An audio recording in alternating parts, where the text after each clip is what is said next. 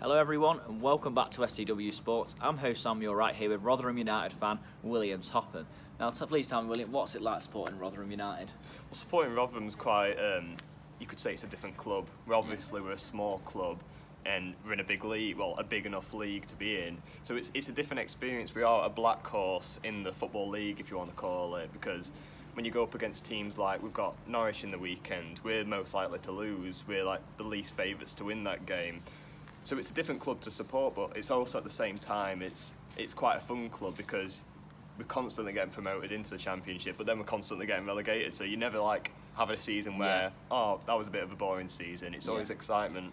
Yeah, because you've been through a lot in the last 10 years or so. You've had a couple of trips to Wembley. What did the back-to-back promotions feel like in 12-13 and 13-14 for the club? How big was that? Well, it was a turning point for obviously my experience when watching Rotherham. Because I started at Don Valley Stadium. We started watching there after we moved from Millmore, which was in Sheffield, and that was the bottom of like the experiences you could get. It was a stadium with a running track. You couldn't see the pitch. Yeah. So to have these promotions into, obviously because we moved into a new stadium, which was the New York Stadium in the home of Rotherham. So to have these new promotions into bigger leagues was a massive improvement for the club. Yeah, absolutely. Of course, we've seen a lot. I mean, the promotions and the relegations over the last few years. Like, how's it that the club have bounced back after each relegation, though? How does that make the fans feel a lot? Well, it is a very big boost, obviously. Yeah. I don't know how we do it. I couldn't tell you how we do it. But obviously, the staff gets better over the season. We keep the staff. We manage to keep a lot of good players as well. And it's just a big boost for the club and the community. Yeah, I mean, last season, of course, coming up on the points per game ratio, but you ended the season very well, especially once 2020 started. How much of that run was important, of course, because the season ended prematurely? Do you think it would have happened if if that run didn't happen? Oh, it's one of them tough things to predict, really, because you had teams like Peterborough and Sunderland who were getting closer and closer to these playoffs, and it was really scary to think about. And if you were to take my point of view from it, I don't think we would have got automatic. Yeah. I think it would have been another playoff battle and maybe another loss, maybe a loss at Wembley, unfortunately. But we are grateful to actually go up with points per game. And get that experience again in the Championship. Yeah, there's another question. Well, on to other questions now. Who's your favourite ever player at Rotherham United? Oh, that's a very tough one. Yeah, because there's a lot of players who have had a lot of big impacts with the club. But it'd have to be a recent one who's recently left, Will Volks, who currently plays for the Wales national team as well. Mainly because of his impact on the pitch, but also off the pitch. He did a lot with Bluebell Wood charity and actually did a lot out of the club, which were amazing to see. So he was just a good community player. Yeah, absolutely. We've got a favourite manager, Saul? Oh, that was one I was thinking about the other day. Yeah. There's a lot of managers that I've experienced at the club. A lot of bad ones and a lot of good ones. Yeah, a lot of mixed bag. We've obviously got Paul Warne, he's done a lot for the club at the minute, but Steve Evans will probably have to be my favourite manager because he got us back-to-back promotions. Yeah. And I don't think he left on bad terms really with like the fans. It was more of him and the chairman that caused him to leave. Huge impact on the club that he made, back-to-back promotion, like you said, pretty much saved the club in a way, didn't it? And pretty elevated it. Have you got a favourite goal that you've ever seen for Rotherham?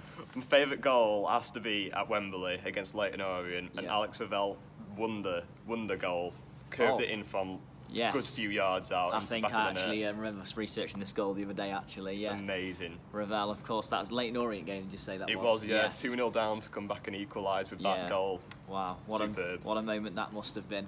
I was going to say as well, your favourite away day? You know, this is a weird one because it was a loss. It was a away game we went to and we lost it.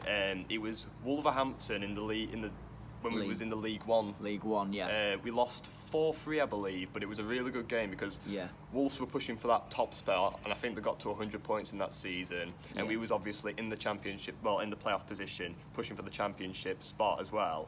So it was a game where both like they weren't a bad team, they weren't a good team. We were both on similar terms, and there were just so many goals that game that it was a fun experience to go to. I think I remember that game actually. It'd been an absolute thriller in League One. That's the year you came up, wasn't it? Of course.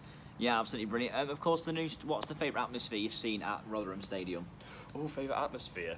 It's got to be the recent playoff second leg game against Scunthorpe. Yeah. It was we had fans all around the stadium, and that's like the first time we've possibly seen that in a good while because obviously we're a small club. We're not going to bring a lot of attendance to the home stadiums, but it was full and it was loud and it was quite a good experience to be so at. seeing a full house then was quite something, I guess, especially at the club you support. So, of course, how important is it, do you think, that Rotherham end this yo-yo club cycle from Championship and League One?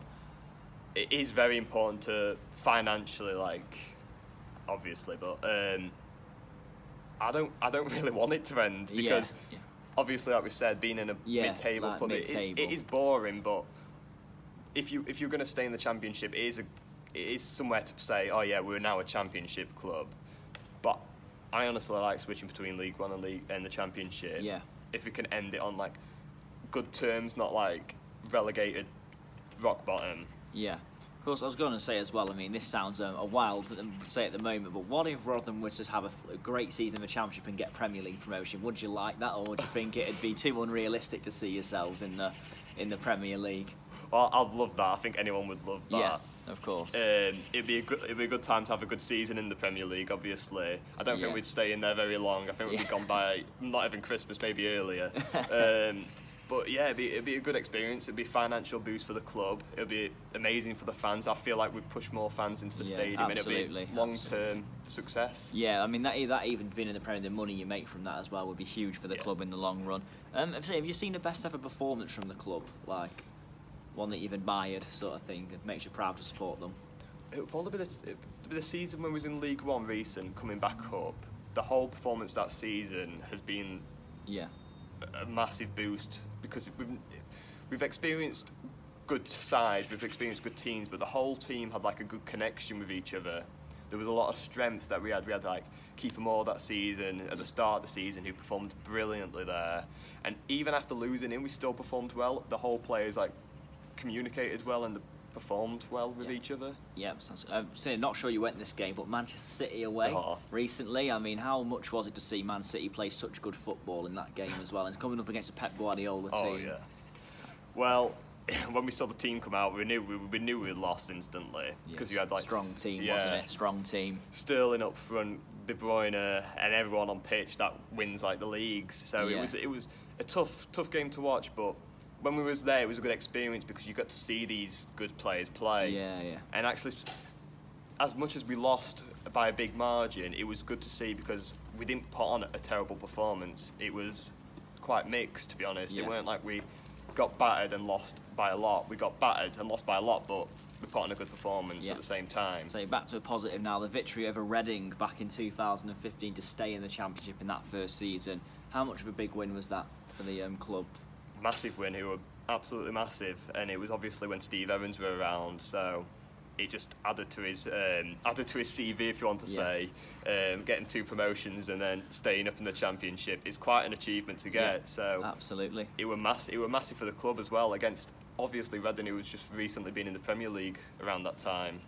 Yeah. I mean, say how much are you missing going to the games due to COVID as well? Like how want to be back as soon as possible, I imagine.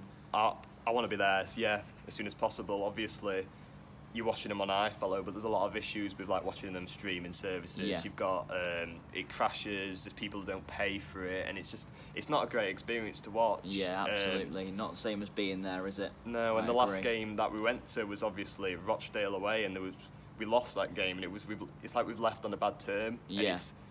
You just want to have that. You wanted to leave on a good experience and actually remember that, and it's not been that, unfortunately. So, and what do you think the future holds for the club now, though? I think we'll remain a yo-yo club for the good few years. I can't see us doing it all really impressive this season. I think we need to start picking up points. We need to start obviously winning these games like Birmingham and Huddersfield. We need to get these 3 points in the bag, and hopefully, if we maybe do stay up comfortably this season, maybe my views might change, but at the minute I can't see us doing great in the long term. Yeah, I mean, you got a prediction where you're going to finish this season then?